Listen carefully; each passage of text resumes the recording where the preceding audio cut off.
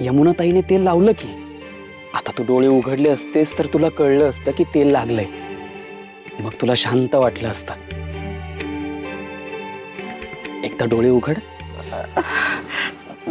रमाई, अहो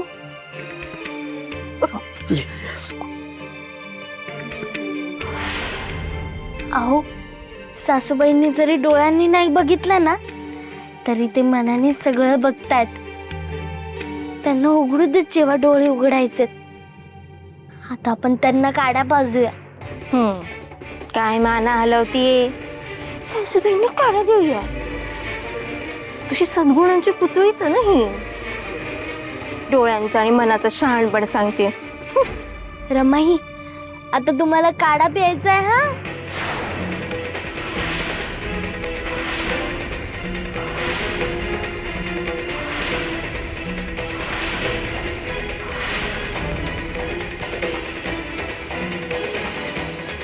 घे देखो. रमाईनं डोळे उघडायला हवे होते ना. रमाईनं डोळे उघडले. आता बघ हिला कशी हकलवून देईल ते. यमुने आवाज का करते मला. आवाज का करते. हे जसे बाहेर आघात झालेले आहेत ना तसे मनावर देखील आघात होतात. आणि मनावर आघात झाले की माणूस भ्रमिष्ट देखील होऊ शकतो.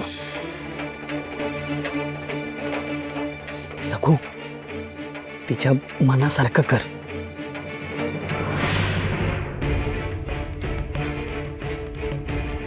रमाई, माझं नाव वापरतेस.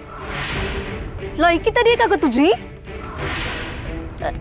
रमाई रमाई गप. आता काढा घे हा. अगं असं काय करतेस. बुवा आजोबा परत म्हणतील की काळजी घ्यायला सांगितली तरी काळजी घेतली नाही म्हणून.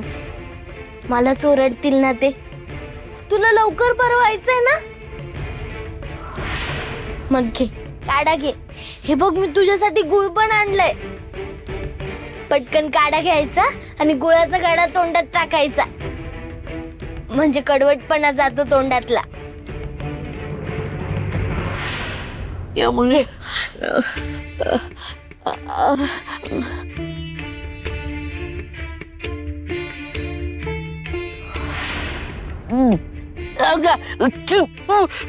थांब रमाई. गुळ गुळ.